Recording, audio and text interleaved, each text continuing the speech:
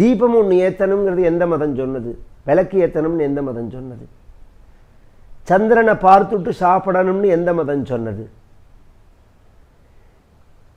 ஒரு ஜீவராசிகளை கூட கொல்லக்கூடாதுன்னு எந்த மதம் சொன்னது?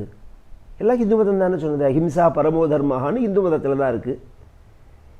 கண்டனி பேஷனி சொல்லி அவுத கும்பீச்ச மார்ஜனின்னு பெருக்கிறதே, அடுப்பு எரிக்கிறதே, ஜலம் கொதிக்க வைக்கிறதே, காய்கறிகளை நடுக்கிறதே, தானியங்களை கொதிக்க வைக்கிறதே, உள்ள உயிர்களை கொல்றதுக்காக, அந்த பாவம் போகிறதுக்காக வைஸ்வதேவம்னு ஒரு காரியம் இன்றைக்கும் மகான்கள்லாம் பண்ணிட்டு தான் சாப்பிட்றார்கள்.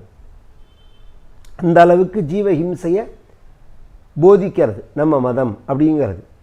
சாந்திரமானம்னு பேர். சந்திரனை தேய்பிறை முடிஞ்சு வளர்பிறை அன்னைக்கு 3வது நாள் சந்திர தரிசனம் பண்ணணுங்கிறதே நம்ம மதத்தில் தானே இருக்குது. 3வது நாள் சந்திரனை தரிசனம் பண்ணணும், 4வது நாள் பண்ணக்கூடாது அப்படின்னு இருக்குது. அந்த சந்திரனை பார்க்கணுங்கிறதே நம்ம மதத்தில் தானே சொல்லப்பட்டிருக்கு.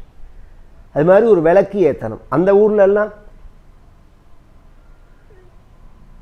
குளிர்ச்சி பிரதேசங்கள், அங்கெல்லாம் இப்போ எண்ணெயை கொண்டு வச்சு ஏற்ற முடியும். எண்ணெயே வராது முதல்ல. இப்போ தேங்காய் எண்ணெய் எல்லாமே நம்ம ஊட்டி ஊருக்கு போனாலும் அப்படியே ஃப்ரீஸ் ஆகிடுறது.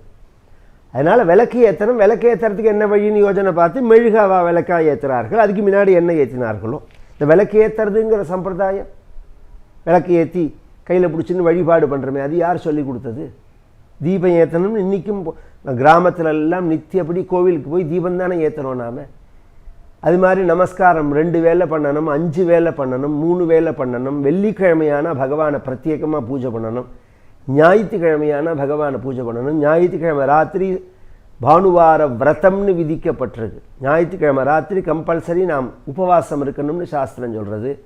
ஏகாதசி அன்னைக்கு கம்பல்சரி உபவாசம் இருக்கணும்னு சொல்கிறது. பௌர்ணமி அமாவாசைகள்லாம் உபவாசம் இருக்கணும் அப்படின்னு சொல்கிறது. இதெல்லாம் எத்தனையோ சொல்லலாம். அவ்வளோ விஷயங்கள் சொல்லப்பட்டிருக்கு. அதனால் இது எல்லாத்தையும் உள்ளடக்கின ஒரு மதம் அது. அதனால் பகவான் எல்லாத்தையுமே சுருக்கமாக சொல்லின்னு போகிறான்.